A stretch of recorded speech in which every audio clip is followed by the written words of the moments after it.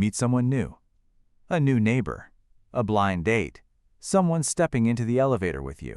And before either of you says a single word, something in you has already made a decision. Safe or not safe?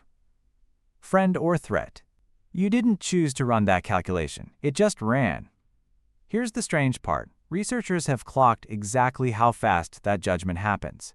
Psychologist Alex Todorov at Princeton showed people faces for 1/10 of a second. Barely enough time to register a shape, let alone a personality. 100 milliseconds. And they still rated trustworthiness with almost the same confidence as people who'd studied the face for as long as they wanted. More time didn't change the verdict. It just made people feel more certain about a decision they'd already made. That should bother you a little. You are constantly forming snap verdicts about strangers, and your brain isn't waiting for evidence to do it. Why would evolution build something that reckless? Here's what almost nobody explains about hunter-gatherer life. A stranger approaching camp wasn't a mild social inconvenience. It was one of the highest-stakes moments a band ever faced. That figure walking towards you out of the tree line could be carrying news of a good hunting ground, or a marriage offer that would strengthen your band for a generation, or a spear.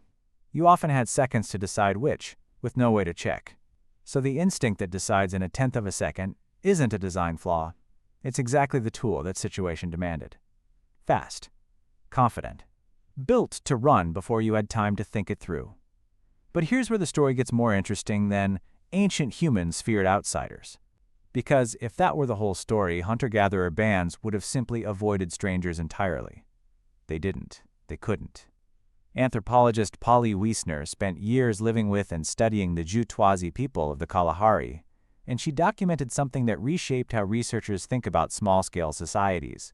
A system called Hxaro. Long-distance gift exchange carried out between people who might live hundreds of miles apart and see each other only rarely. Beads, tools, hides, ostrich shell jewelry, objects with real effort behind them, given deliberately to someone outside your immediate band. Here's the part that matters. The gifts themselves were almost beside the point. What Hxaro actually built was a network.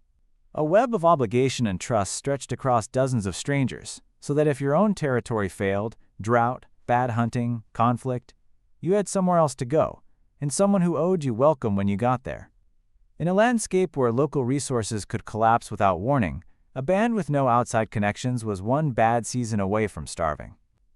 A band with a wide Hxaro network had insurance spread across the whole region, which means the same hunter-gatherers who could size up a stranger as a threat in an instant were also running one of the most sophisticated stranger trust systems anthropologists have ever documented. Both things were true at once. And they weren't in conflict. They were solving the same problem from two directions. The fast, wary instinct handled strangers with unclear intentions. The elaborate hospitality system handled strangers whose intentions could be proven. Because here's the other side of the coin nobody expects. Hunter-gatherer bands didn't just tolerate outsiders for trade, they needed them for something far more basic. Marriage. Small bands, isolated for generations, run into a hard biological wall. Too few unrelated partners, too much risk of inbreeding, populations too small to stay healthy. The solution anthropologists find again and again in hunter-gatherer societies is exogamy, a custom, sometimes closer to a rule, that partners had to come from outside the band.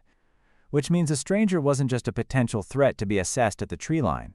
A stranger was, quite literally, the future of your band, your children's other half of the gene pool, your alliance with the next valley over, your insurance policy against a bad year.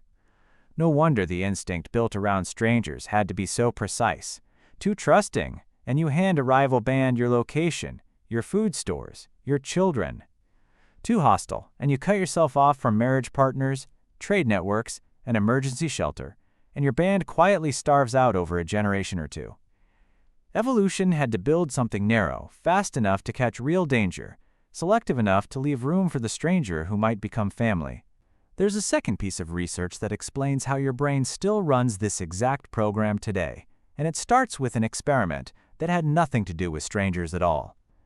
In the 1970s, psychologist Tajfel ran what's now called the minimal group paradigm. He divided people into groups using something almost insultingly arbitrary: a coin flip, or their stated preference between two paintings neither of them cared about. Total strangers, meaningless categories. Everyone knew it was arbitrary. And within minutes, people started favoring their own group, handing out more rewards to teammates they'd never met over people they'd been randomly separated from moments earlier. No history, no stakes. No real difference between the groups at all. The bias showed up anyway, immediately, automatically. Tajfel's conclusion was unsettling. Humans don't need a reason to sort people into us and them. The categorizing engine runs by default, and it will use almost anything you hand it. A coin flip, a team jersey, an accent, a group chat you're not in. That's not a flaw in your psychology. It's the same machinery your ancestors needed to instantly tell our band from the band across the valley, repurposed by a brain that now meets far more strangers in a single day than a hunter-gatherer met in a year. Which is why so much of your social wiring around new people makes more sense once you see both halves of it. The instant, almost physical wariness when an unfamiliar face gets too close, too fast. That's the Treeline instinct. Built for genuine, high-stakes uncertainty. And the equally strong, equally ancient pull to be hospitable, to offer a new coworker help, to feel good about welcoming someone into your home, to build relationships with people who have nothing obvious to offer you yet. That's Hxaro, built because your ancestors' survival depended on strangers who could be turned into allies. You are not one instinct. You're both, running at once, negotiating every new face you meet. Modern life just changed the math. You now encounter more strangers before lunch than your ancestors encountered in months. And the ancient system built for rare, high-stakes encounters still fires on every single one. The elevator, the new hire, the stranger sliding into your comments, your brain still treats each one like it might be the Treeline. It's just running that calculation a few hundred times a day now instead of a few times a year.